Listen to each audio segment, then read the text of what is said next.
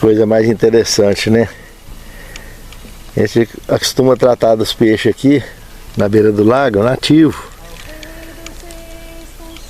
E eles já ficam aqui aguardando a gente chegar para jogar o trato. Ali eles. Olha aí que beleza, olha. E quantidade. Coisa mais linda. Na hora que joga o trato, vira a festa. Aí, começou a juntar já, ó. De novo, agora vai vir na comida. Vindo aqui dera.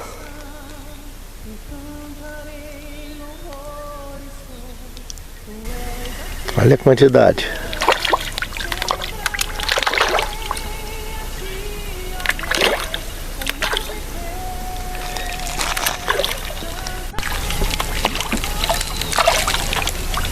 Olha os butelão lá atrás.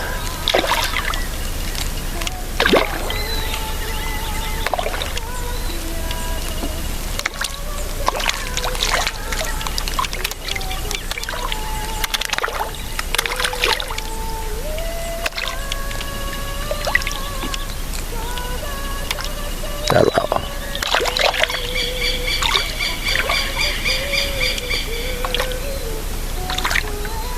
Mas é bonito ver. Olha a quantidade.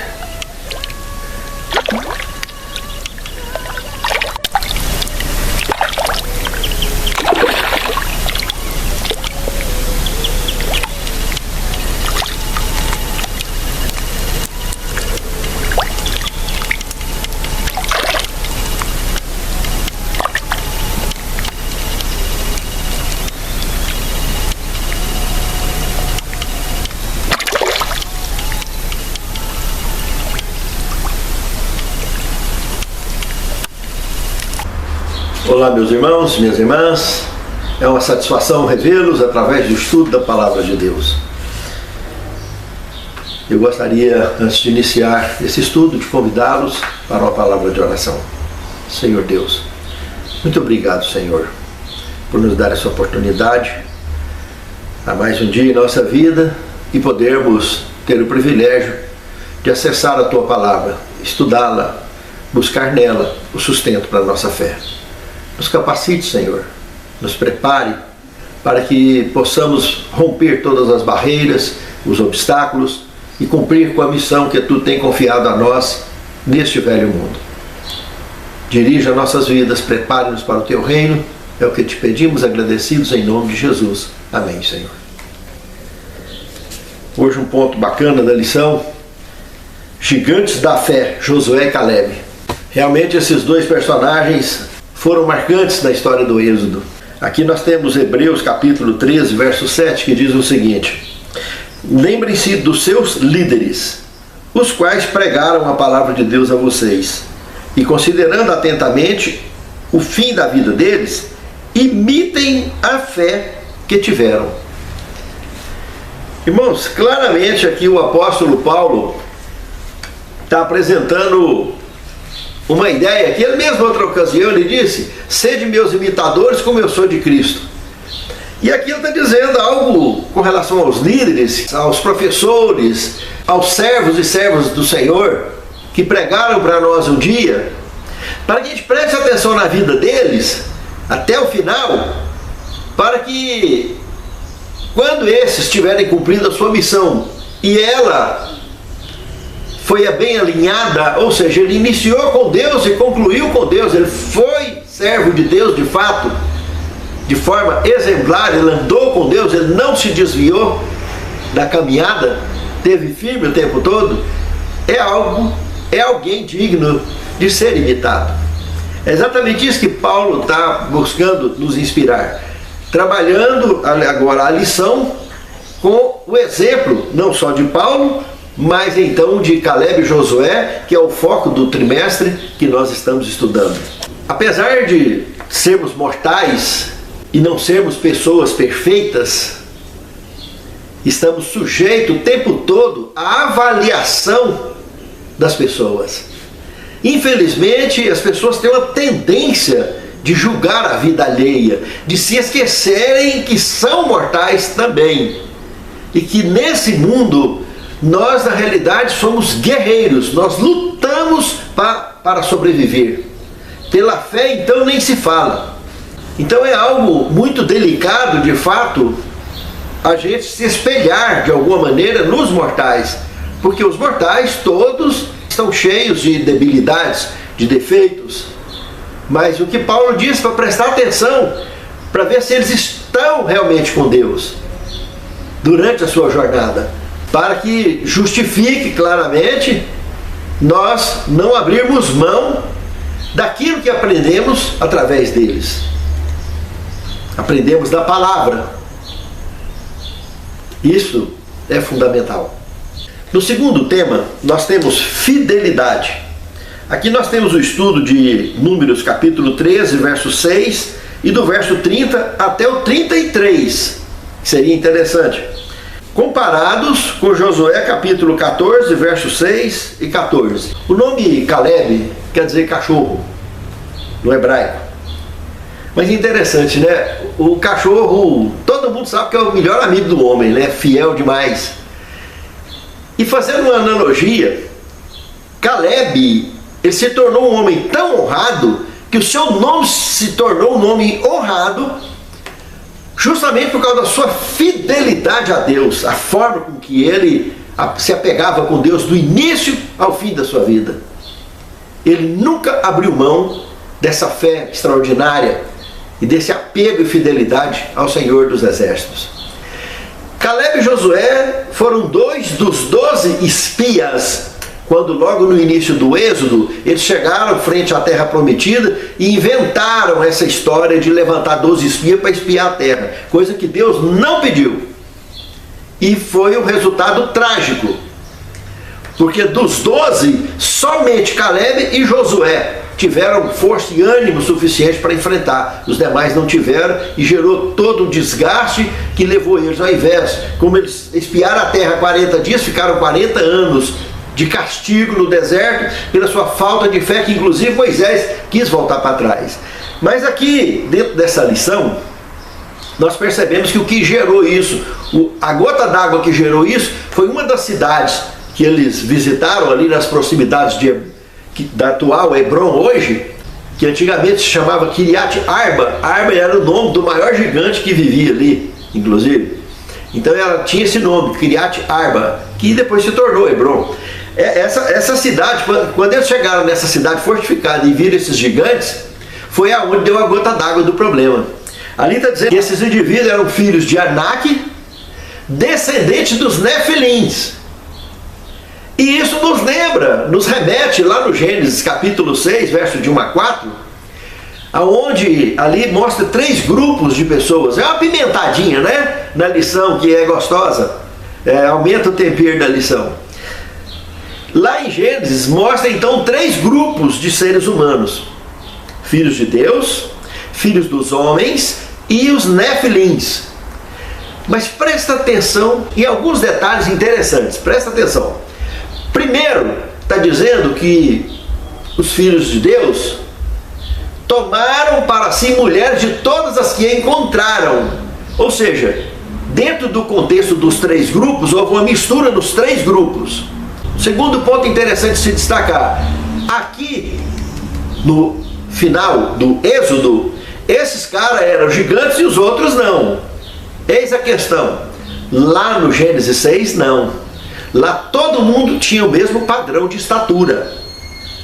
Os filhos de Deus e os filhos dos homens citados nesses grupos aqui de Gênesis 6 eram descendentes de Adão, que saiu da estatura original do Éden. Então todo mundo antediluviano tinha padrão de estatura idêntica.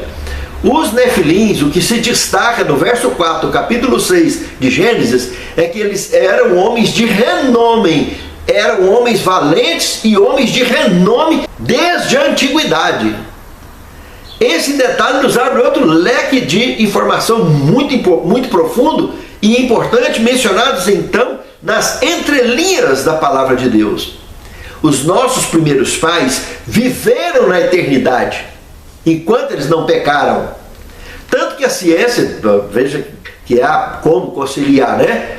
A ciência comprova claramente que a Via Láctea, onde nós vivemos, ela tem 13,6 bilhões de anos.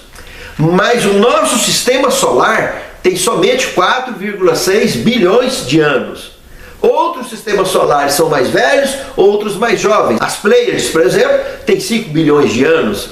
Então existe informação clara. Hoje nós temos tecnologia para se ter esse tipo de ideia a respeito da idade de tudo e todos. É bem mais tranquilo de ter uma ideia objetiva sobre isso. Então, olhando para que a Terra, o nosso sistema solar, tem 4,6 bilhões de anos, considerando que os nossos primeiros pais viveram então na eternidade, não sabemos quanto tempo exatamente, mas não é difícil de entender que isso é uma prova que se colabora com Gênesis capítulo 3, verso 20, aonde Adão dá o nome à sua mulher, que então era conhecida como varoa, dá o nome de Eva, dizendo ali que ela está recebendo esse nome porque ela é a mãe de todos os seres que vivem sobre a face da terra.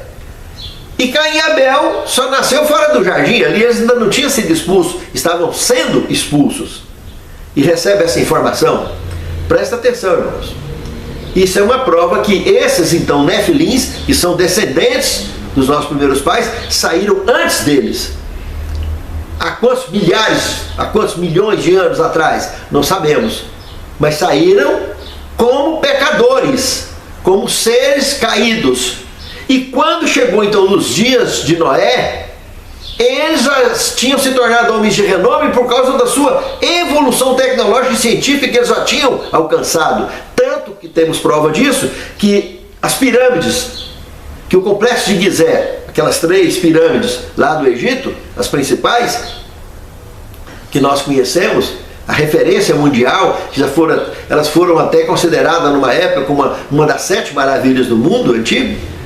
Sabe, irmãos, ninguém até hoje, não tem engenheiro nem arquiteto na face da terra que dá conta de construir um edifício daquele. Muito curioso isso aí, né? Nós não vamos entrar muito em detalhes sobre isso porque não é o foco aqui da lição. Mas se você quiser aprofundar nisso, lá no Escatologia, versão 5, no meu canal, eu dou detalhes de tudo isso aí. Vocês podem entrar lá são mais de 40 lições, com quase 1 hora de duração cada aula. E lá nós estudamos a Bíblia toda, de Gênesis ao Apocalipse, a ótica escatológica do texto sagrado. E acabo estudando doutrinas bíblicas e tudo mais. Só não dou aula de religião, dou aula de Bíblia.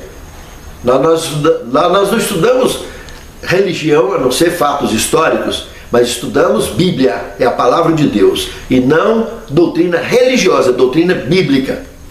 Porque religião, se for discutir religião, meu Deus do céu.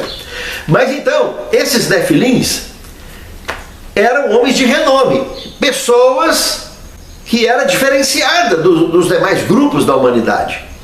E esses homens de renome eram homens, obviamente, que assim como construíram as pirâmides, que está aí até hoje, que sobreviveu ao dilúvio, e ninguém até hoje dá conta de fazer, eles não só davam conta de fazer, como fizeram, ao que tudo indica, como tinha sistema de transporte já, para não ter que ser sacrificado no dilúvio. Mas um detalhe, eram 3 grupos, não era? Que tinha lá, filhos de Deus, filhos dos homens e nefilins.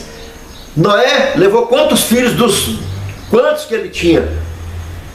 Da idade que ele tinha já, quando entrou na arca. Levou só 3.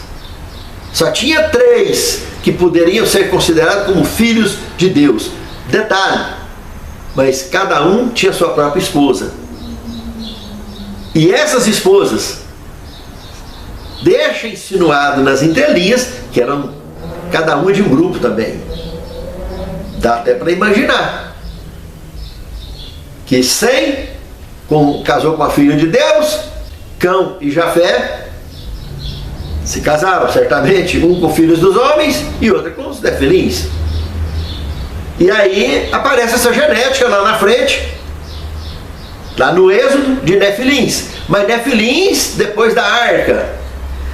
Nefilins que começou do zero, no casamento com os filhos de Noé, e quando chegasse lá no Êxodo, como qualquer outro ser, seja filhos de Deus, filhos dos homens, teriam com o mesmo nível de evolução humana normal. Um detalhe: preservaram, o seu DNA foi preservado em matéria de estatura, para deixar algum recado para os membros da humanidade, não só dos dias do Êxodo, como até hoje. Para deixar uma ideia de que a Terra, um dia, o ser humano teve estatura bem diferente da que tem hoje e uma mente bem diferente da que tem hoje. A nossa mente, os nossos primeiros pais, quando saíram do Éden, tiveram a sua mente bloqueada. É como se eles dessem um start, um reinício na mente para a evolução na raça caída, porque eles eram raça pura.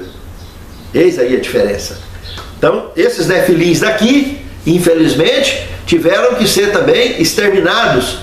Por quê? Porque houve essa preservação de estatura, os demais eram homens de tamanho normal e eles eram gigantes.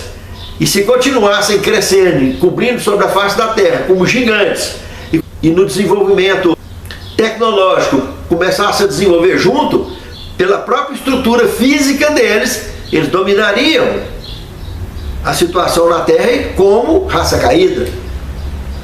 Então, como esses indivíduos confrontaram Israel, ao invés de abraçarem Israel, eles resistiram, eles foram eliminados. E quem é que foi que bateu de frente com eles? Caleb e Josué. Tinha certeza absoluta que os venceria. Então fica claro isso. Lá no Gênesis capítulo 6, eles eram homens de renome da antiguidade. Que antiguidade é essa? Se nós estamos falando do período antediluviano.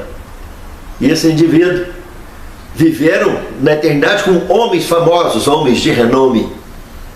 É o que destacava eles dos demais grupos, que eram filhos de Deus, os descendentes de Adão via Sete, e os filhos dos homens, descendentes de Adão via Caim. Eles se despontaram. Por quê? Justamente porque eles já haviam se desenvolvido por terem saído antes. Essa é a informação que fica embutida nas entrelinhas do Gênesis capítulo 3 em diante, sobre a questão da queda, inspirados em Gênesis capítulo 3 verso 20, aonde comenta que Eva era a mãe de todos os seres que viviam sobre a face da terra, e Caim e Abel só nasceriam após a saída do jardim. No terceiro tema nós temos: dê-me esta montanha. Irmãos, essa aqui está se referindo à região montanhosa da atual Hebron, que então na época era chamada de Kiriat Arba, e que pela fidelidade de Caleb, Moisés caiu a ficha de fato de que cometeu uma grande besteira de não ter atendido à fé de Caleb e Josué, esses dois membros do exército celeste ali em Israel. Quando Moisés entendeu a bobagem que fez, ele fez também a promessa de que o lugar onde a planta do pé dele pisou, de Caleb e Josué, eles seriam donos daquilo quando entrasse na terra prometida, e deixou isso registrado claramente. E assim foi quando chegou lá, que da geração velha, que os demais morreram tudo no deserto, só ficou Caleb e Josué da geração velha. Dos de 20 anos para cima morreu tudo, 20 anos para baixo escaparam todos. Os que morreram em batalha, etc. Mas a geração que entrou lá eram os que, na época dessa frustração dos 12 espias, esses de 20 anos para cima faleceram no deserto, e de 20 anos para baixo são os que entraram na terra prometida, junto com esses dois remanescentes dos antigos, que foi Caleb e Josué.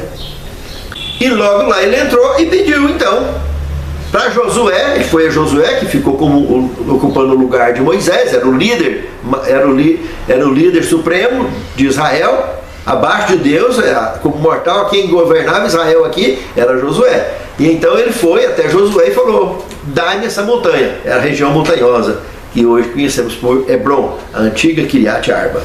E ele recebeu como herança isso. No quarto tema, nós temos o poder do exemplo. Aqui continuamos a estudar Josué capítulo 15, verso 16 a 19, e Juízes capítulo 1, verso 13, e de 7 a 11. Irmãos, aqui conta alguns detalhes interessantes a respeito do poder do exemplo, né? Esses dois indivíduos, Caleb e Josué, inspirou toda aquela geração, porque afinal, eles foram os novos precursores, os novos participantes, os novos líderes que tiveram contato com Deus e assistiram, testemunharam os novos e grandes milagres de forma absoluta diante de todos. E dentre esses muitos exemplos inspiradores, aparece aqui, por exemplo, quando Caleb chega diante dessa região montanhosa, ao entrar na Terra Prometida, já tinha uns 5 anos que eles estavam lá dentro. Por que nós sabemos? Porque no contexto bíblico comenta que ele tinha 40 anos quando espiou a terra junto, liderados por Moisés. E agora ele estava com 85. Ou seja, se o êxodo durou 40 anos, aproximadamente, então aqui nós estamos falando de mais 5 anos, quando eles avançaram e chegaram nessa região montanhosa. Seria Kiriat Arba, que se tornou, evidentemente, a atual Hebron, a região montanhosa. Quando chega ali para enfrentar, o Caleb faz uma proposta: olha, eu dou a minha filha Áxia, era uma linda moça, para aquele que enfrentar e dominar Kiriat Arba. Pois logo se apresentou quem? Otiniel. Marque esse nome. Otiniel era da geração jovem.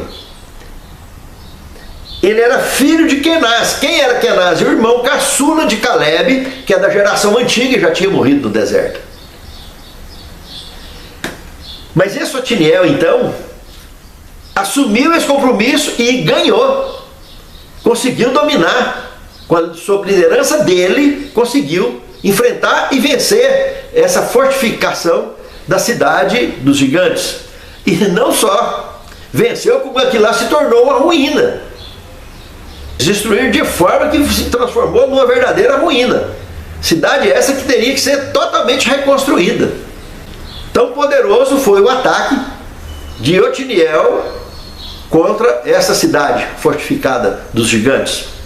Outro detalhe interessante que o texto bíblico aqui nos apresenta, que Cusã-Risataim, que era o rei da Mesopotâmia, logo alguns anos à frente desse acontecimento, conta que o texto bíblico que Israel teria caído na apostasia, em pleno período então de juízes.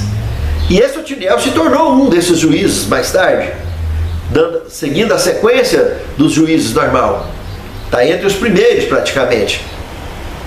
Esse indivíduo, Otiniel, depois que Deus permitiu que Cusã-Risataim levasse cativo muitos israelitas lá para a Mesopotâmia, veja que não foi só Nabucodonosor que fez isso, não.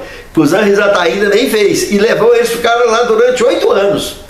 E foi justamente esse Otiniel que, quando eles se arrependeram lá dos seus pecados e clamaram por Deus, foi esse Otiniel que Deus levantou. Ele, como juiz de Israel, então, na ocasião, sai, forma um exército e vai lá e combate Cusã-Risataim e traz de volta o povo de Deus que estavam lá. Nós estamos falando de 1.650 quilômetros de distância, irmãos. E por batalha isso foi vencido. Muito bacana esse testemunho, o poder do exemplo. Homens de fé. No quinto tema nós temos herói humilde. Agora aqui nós falamos de Caleb e agora vamos falar de Josué. Irmãos, a gente estudando aqui Josué capítulo 19, de 49 a 51, nós vamos ver que Josué foi um cara tão humilde, apesar de conhecer a Deus face a face, de ter falado com ele, assim como Moisés, era o líder supremo ali de Israel, abaixo de Deus somente. E esse indivíduo, que podia ser o primeiro a escolher para ele, não, ele foi o último. Ele distribuiu para todo mundo as terras, E você está achando que ele foi escolher algum lugar estratégico, algum lugar bonito, bom de cultura, isso, aquilo? Não. Sabe que região que ele pediu? Qual a cidadezinha que ele pediu? Timnat-Será. Uma cidadezinha perto de Siló. E sabe o que tinha lá em Siló? O que ficou lá em Siló? Que foi estabelecido? O santuário. Ele queria estar perto da casa de Deus, irmãos. A prioridade dele era estar perto de Deus o tempo todo. E ele sabia que o Senhor habitava lá no santuário. Davi, mais tarde, um dos 3 primeiros reis que governou Israel todo, Davi também teve um coração desse jeito. Comentou até nos seus escritos que queria morar na casa do Senhor. Foi também um rei humilde, apesar da grandeza de sua história. Josué não foi diferente. Davi inspirou seguramente no testemunho de Josué. Assim fica registrado o nível de humildade, o nível de apego, o nível de prioridade que Josué teve durante a sua vida. Foi exemplo digno de ser imitado. E Davi também não deixou de ser, apesar de todos os seus erros, de suas debilidades. Ele morreu como servo de Deus e, evidentemente, uma referência de imitação, não nos seus erros, mas nos seus acertos, assim como Josué, que não consta registros tão graves como os de Davi, contudo são homens mortais que seguramente pecaram, que seguramente cometeram erros, mas homens que são referência, não deixou de ser referência como servos e servas do Altíssimo, como continua existindo muitos servos e servas do Altíssimo semelhantemente, que são homens mortais, cheios de defeitos, contudo são referências porque não abrem mão da prioridade da fé, de andar com o Senhor e servi-lo e adorá-lo em espírito e em verdade. Pense nisso, amado irmão. Pense nisso, amado irmão. 6º tema, transformados pela contemplação. Aqui nós temos o texto de Hebreus, capítulo 12, verso 1 e 2, como 2 Coríntios 3,18. Esse texto de 2 Coríntios comenta que nós devemos refletir a imagem de Cristo, como assim, ao olhar para um espelho. Sabe, irmãos, Jesus um dia falou assim: vós sois a luz do mundo. Jesus também falou que se no teu olho tiver luz, todo o seu corpo será luz. Mas se no teu olho tiver trevas, todo o seu corpo será trevas. Quando nós permitimos que o sol da justiça reflita em nós, nós nos tornamos receptáculos dessa luz e transmitimos para o mundo. E as pessoas têm segurança em olhar para nós, olhar para o nosso testemunho, olhar para as nossas palavras, porque as nossas palavras transmitem a palavra de Deus na nossa vida e no nosso exemplo, independente do julgamento que a humanidade faça contra nós, porque somos verdadeiramente servos e servas do Altíssimo, verdadeiros servidores do Senhor neste mundo. E nós somos transformados porque diariamente nós comungamos essa conversão com Deus, essa disposição, essa escolha de andarmos com Deus. É uma escolha feita todos os dias. Não abrimos mão em momento algum. Por isso, quando andamos dessa forma, nos tornamos dignos em Cristo Jesus de sermos imitados um dia. Pense nisso. No 7º tema nós temos homens valentes e de renome, que é o exemplo que nós devemos manter, de acordo com a inspiração da história de Caleb e Josué. Eu queria citar um texto aqui de Patriarcas e Profetas, página 447, se referindo a Caleb e Josué, especialmente Caleb, está dizendo que eles não pediam para si uma terra já conquistada, mas um lugar que mais que todos os outros espias haviam considerado impossível de subjugar. O que Caleb estava pedindo é o que os outros achavam impossível subjugar. Com a ajuda de Deus, eles arrancariam essa fortaleza daqueles mesmos gigantes cujo poder tinha abalado a fé de Israel. Não foi o desejo de honras ou de engrandecimento próprio que determinou o pedido de Caleb. O bravo e velho guerreiro queria dar ao povo um exemplo de honraria a Deus e incentivaria as tribos a dominar completamente a terra que seus pais tinham considerado inconquistável. Ó Senhor Deus, diante dos nossos olhos encontramos tantos obstáculos intransponíveis à nossa vista, à nossa forma de olhar e ver, mas que sabemos que diante dos teus olhos nada é impossível, porque tu és o Deus do impossível. E tu tens nos mantido vivos, tu tens nos curado das mazelas deste mundo, das doenças, tem nos protegido dos males que nos oprimem e dos que nos atacam por todo o canto aonde vivemos neste velho mundo. Temos sobrevivido, Senhor, graças à tua direção, à tua presença e à tua magnitude do teu santo exército que anda conosco neste mundo, nos protege e nos capacita, nos blinda dos males deste mundo. Te louvamos e te agradecemos por isso, Senhor. Te suplicamos que tu continues conosco, nos preparando para que em breve possamos encontrar contigo nas nuvens dos céus e viajarmos para as mansões eternas aonde tu fostes preparar para nós. Em nome de Jesus, que te pedimos e te agradecemos essas bênçãos. Amém, Senhor.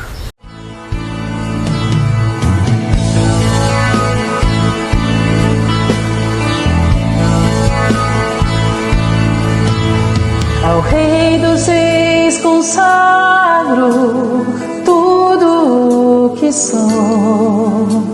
De gratos louvores transborda o meu coração. A minha vida